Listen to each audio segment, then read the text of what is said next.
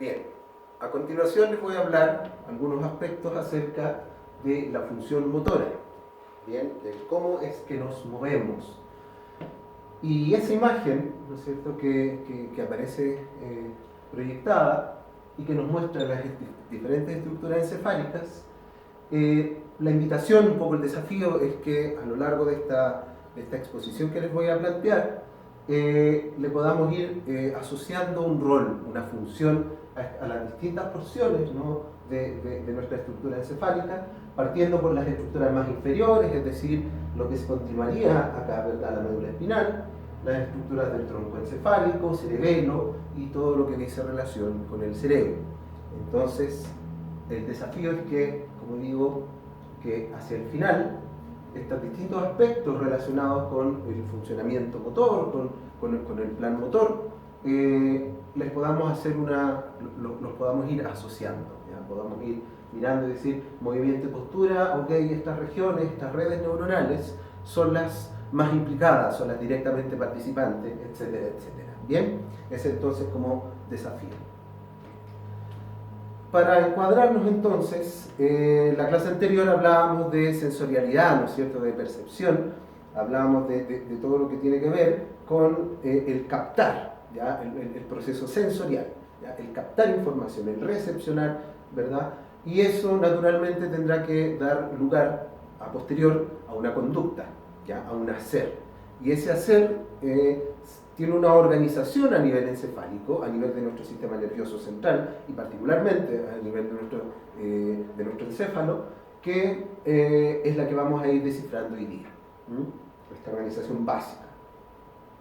Diremos entonces en primera instancia que la motricidad, ¿no es cierto?, la función motora se expresa en lo que se denomina la motricidad. ¿Y qué es la motricidad? El conjunto de mecanismos que permiten mover nuestro cuerpo según las necesidades de relacionarnos con el entorno, ¿no es cierto?, con el medio ambiente.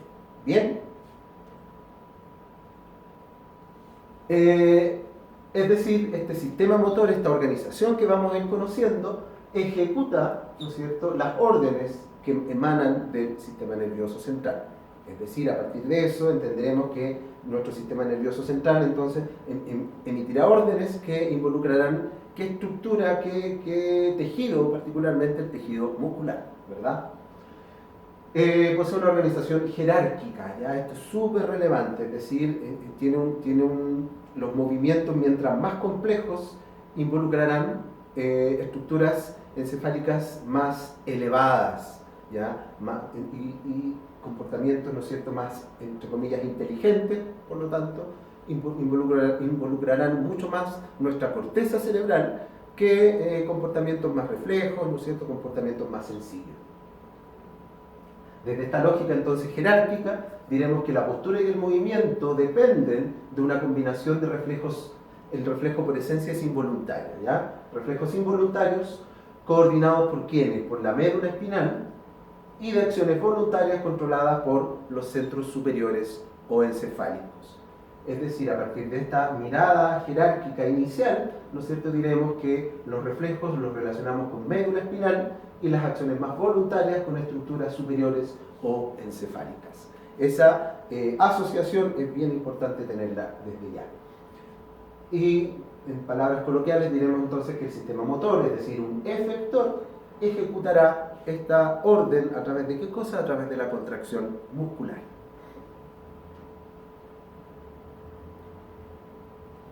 Entonces, esta organización jerárquica que les planteo, la podremos dividir en 3 niveles. Un primer nivel, más inferior, que sería el nivel medular, lo relacionaremos con los comportamientos reflejos. Reflejos de tipo somáticos, ¿ya? Es decir, por ejemplo, un reflejo que involucre mis extremidades, un reflejo que involucre la contracción de los músculos de mi brazo, por ejemplo, y el reflejo de retirada de mi mano, sería entonces un reflejo de carácter somático. El típico reflejo rotuliano, ¿no es cierto?, cuando nos golpean la rótula, ¿no es cierto?, el ligamento a nivel de la rótula, y ¿qué es lo que ocurre?, ¿no es cierto?, que el pie se extiende. Digamos, el tercio inferior de nuestra pierna se extiende. Y esos serían reflejos de carácter somático. Y los reflejos viscerales son aquellas respuestas musculares que involucran a nuestras vísceras, es decir, a nuestros órganos internos. Y el nivel encefálico inferior lo relacionaremos con el comportamiento instintivo. ¿Qué quiere decir esto? Son funciones que son más que reflejos propiamente tales, ¿ya? Son más que estos reflejos medulares, ¿ya? Tienen un nivel de procesamiento un poco mayor, pero no alcanzan, ¿no es cierto? No alcanzan a constituir un comportamiento inteligente, un comportamiento intencionado, un comportamiento voluntario, ¿ya? Son más bien, podríamos pensar en una suerte de automatismos. Por eso ahí caben los hábitos, ¿no es cierto? En la medida en que yo hago algo repetidas veces, se puede transformar en un hábito y luego ese comportamiento estará comandado por este nivel encefálico inferior. Es decir, no requerirá, ¿no es cierto?, de recursos a nivel encefálico superior para ser controlado. Reflejos condicionados, funciones subconscientes como la respiración, la presión arterial, ¿no es cierto?, entre otras, son entonces respuestas a nivel muscular que involucrarán, como digo, estructuras encefálicas inferiores que por su nivel de repetición, ¿no es cierto?, su nivel de darse por defecto, por así llamarlo, ¿no? Al darse por defecto no requieren entonces de un control más superior. Funciones digestivas y patrones motores rítmicos como el caminar, masticar, etc. Si pensamos, por ejemplo, que yo en este momento quiero dirigirme hacia la puerta, quiero dirigirme hacia allá al fondo de esta sala, ¿no es cierto? La decisión y el inicio de la actividad involucrará un nivel encefálico superior. Pero, ¿no es cierto?, en la medida en que yo ya lleve avanzado un tramo, luego este nivel encefálico superior, por así llamarlo, se libera y pasa a ser controlado por este nivel encefálico inferior. Entonces yo puedo estar caminando cuadras y cuadras, ¿no es cierto?, y solo el inicio de esta actividad estará involucrado este nivel encefálico superior y luego ya pasa a un control más inferior. Como digo, tal vez es útil esta lógica de pensar que una actividad, en la medida en que requiera de decisión, en la medida en que requiera de una evaluación, por ejemplo, previa, antes de ejecutarse, estaremos hablando de este nivel, y cuando esto ya se montó y no requiere de mayores ajustes, estaremos hablando de este nivel. Ahora, si durante la ejecución, ¿no es cierto?, ocurre un error, ocurre algo imprevisto, por ejemplo, ¿no es cierto?, pensando en el mismo ejemplo de caminar, o sea, yo voy caminando y me tropiezo, ¿verdad? Entonces, toda la conducta posterior a ese tropiezo, volvemos a este nivel. Volvemos a este nivel, ¿por qué? Porque eso involucrará el ajustar, ¿no es cierto? Tal vez los siguientes 2-3 minutos de caminar iré un poco más atento, por lo tanto ese caminar estará más controlado a este nivel, y luego cuando, entre comillas, ya pasó el impasse, o ya pasó el peligro eventualmente, ¿no?, volvemos a este nivel. ¿Ya? Es como esa un poquito la lógica de eso, ¿ya?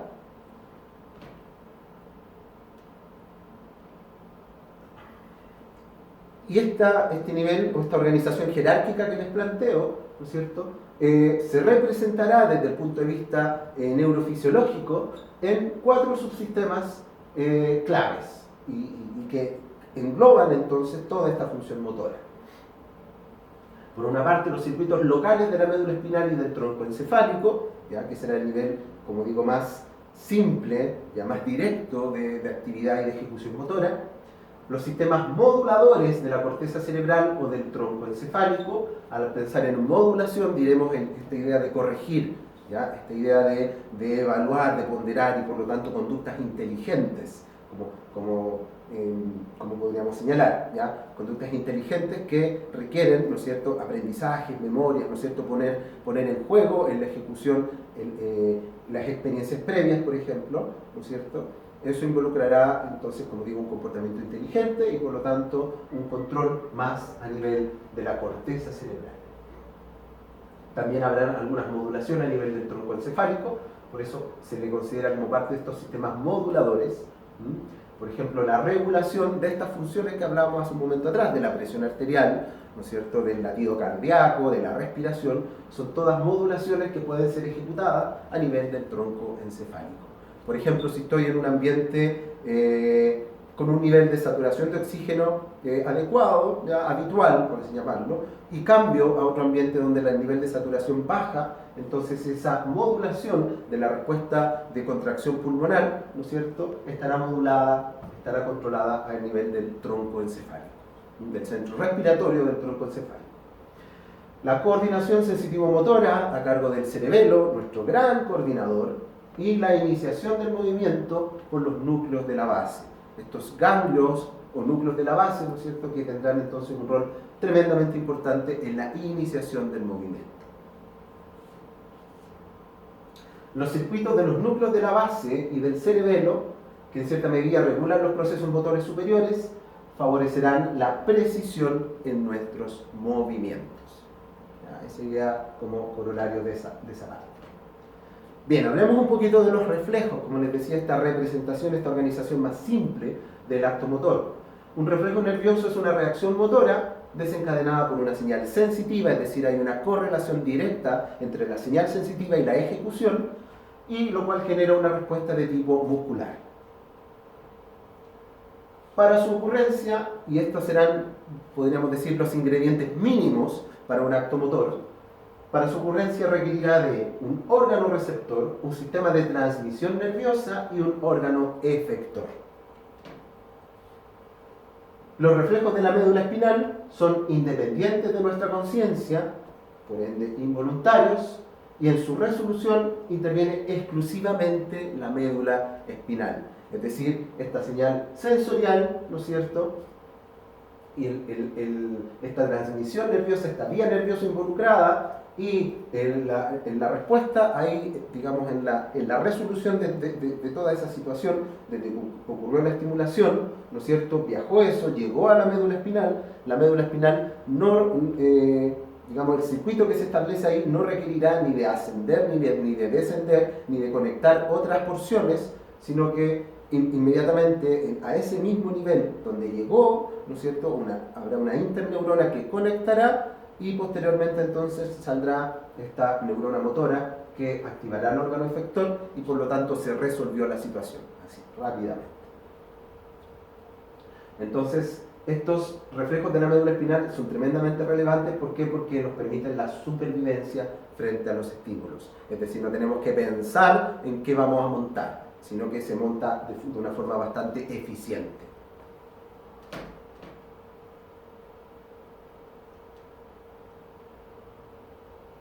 Entonces, vamos a apoyarnos en esa imagen para explicar eso. Para que tenga lugar el reflejo medular van a intervenir entonces tres tipos de neuronas: una neurona sensitiva, una neurona de asociación o interneurona, que es la que va a estar a nivel medular, ¿ya?, íntegramente a nivel medular, y la neurona motora somática, es decir, la que sale, ¿verdad?, la motoneurona que sale de la médula espinal. Entonces la sensitiva va a ir desde el órgano receptor hacia la médula espinal. Esta interneurona la vamos a encontrar en la médula espinal. ¿En qué parte? En la sustancia gris, ¿verdad? Y la neurona motora es la que sale, ¿no es cierto?, se proyecta a través de las raíces anteriores de la médula espinal, de estas raíces motoras, raíces anteriores, raíces motoras, raíces sensitivas, raíces posteriores de la médula espinal. Entonces saldrán y proyectarán hacia el órgano efector, estas neuronas motoras o motoneuronas anteriores. En cada segmento de las astas anteriores de la sustancia gris medular vamos a encontrar miles de neuronas, en el mismo segmento miles de neuronas. Son las motoneuronas anteriores, que estas son las que dan lugar a las fibras nerviosas que salen de la médula espinal, ¿no es cierto?, por las raíces anteriores, y van a inervar fibras musculares esqueléticas, es decir, estos órganos efectores. ¿Ya? A eso nos referimos con fibras musculares esqueléticas: el músculo esquelético, el músculo estriado, el músculo somático, ¿no es cierto?, el músculo voluntario, diríamos. Y estas motoneuronas se dividen en dos tipos, se clasifican en dos tipos, que son las motoneuronas alfa y las motoneuronas gamma. Esta precisión es interesante porque nos va a permitir entender un poquito cómo es que se genera entonces este acto motor. Entonces tendríamos el receptor, tendríamos esta vía sensitiva, por lo tanto esta neurona sensitiva, ¿ya? Que va a acceder a qué cosa, ¿verdad? A la médula espinal, a este segmento, un segmento particular de la médula espinal, ¿no es cierto? Ahí establecerá sinapsis con la interneurona, que como decía está íntegramente en la médula espinal, y luego esta interneurona establecerá sinapsis con la neurona motora o motoneurona, que saldrá por estas astas anteriores y que llegará al órgano efector. De esta manera entonces ocurrirá, por ejemplo, una contracción muscular. Y eso mismo representado acá, pero haciendo esta distinción entre motoneuronas alfa y motoneuronas gamma. La motoneurona alfa, ¿no es cierto?, ¿cuál es la particularidad, cuál es la gran relevancia, ¿no es cierto?, que esta motoneurona alfa impacta, ¿no es cierto?, llega, establece esta sinapsis neuromuscular, diríamos, a nivel de la periferia del músculo, a nivel de los extremos, en la parte externa. Mientras que la motoneurona gamma lo hace en la parte interna. ¿Qué es lo que genera cada una de ellas? La motoneurona gamma, al hacerlo en la parte interna, es decir, en fibras intrafusales que se llaman, ahí está amplificado este cuadrito, este rectángulo, ¿no es cierto? Ahí está amplificado. Entonces, ¿qué es lo que ocurre acá? ¿No es cierto? Que al activarse las motoneuronas gamma le da un tono muscular, una tensión muscular necesaria para la correcta ejecución de un movimiento, mientras que la motoneurona alfa, ¿no es cierto?, al impactar en la periferia favorece la contracción muscular, el acortamiento de la fibra muscular y por lo tanto la fuerza en el movimiento. Bien, y las otras estructuras, los otros niveles de los cuales hablábamos, asociando algunos roles, tronco encefálico participará en el control de la postura y el movimiento,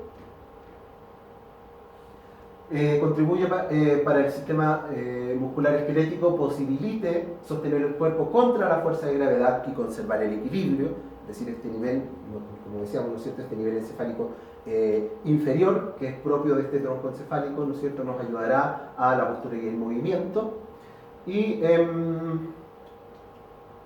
eso tendrá una directa relevancia en la ejecución de un funcionamiento más de tipo coordinado, ¿ya?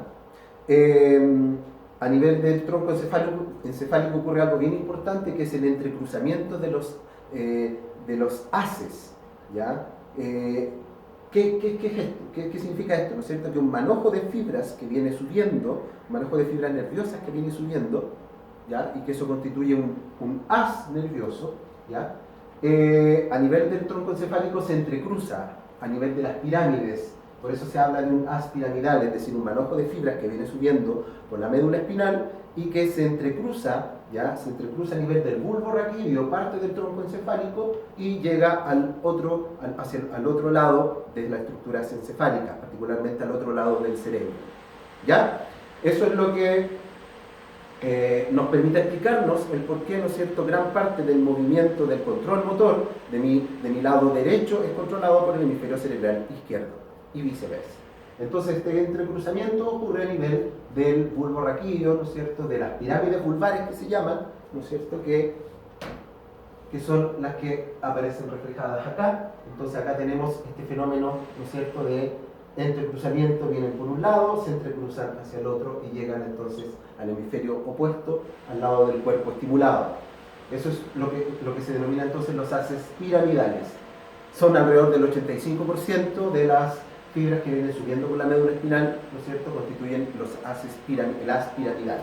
Mientras que el otro 15% constituyen los haces extra o el haz extrapiramidal, que la particularidad es que no se entrecruzan, ¿ya? Son fibras que ascienden directamente, es decir, no hay un cruzamiento a nivel de esas pirámides vulvares, ¿ya? El haz piramidal es un haz córtico, es decir, de la corteza espinal. Córtico espinal se extiende desde la corteza hasta la médula espinal, por eso se dice que es un haz córtico espinal. Mientras que el haz extrapiramidal tendrá diferentes divisiones, ¿ya? Que dependerá entonces de las estructuras que conecte, ¿no es cierto? Si, por ejemplo, núcleo rojo con médula espinal, entonces será un haz rubro espinal, por ejemplo, ¿ya? Tienen denominaciones más particulares. El cerebelo tendrá que ver con la regulación del movimiento y la postura, aprendizaje motor, ayuda a controlar la velocidad, amplitud, fuerza y dirección de los movimientos. la sinergia del movimiento, ¿ya? En términos de fuerza, no es la potencia en el movimiento, sino que es la correcta ejecución, por eso decimos la sinergia en el movimiento. 3 subdivisiones que tendrá, ¿no es cierto? Y lo principal es que, o una forma de graficar este rol tan importante del cerebelo es a través del trastorno que afecta directamente al cerebelo. Un daño en el cerebelo generará un cuadro característico como es la ataxia, que es una falta de coordinación general.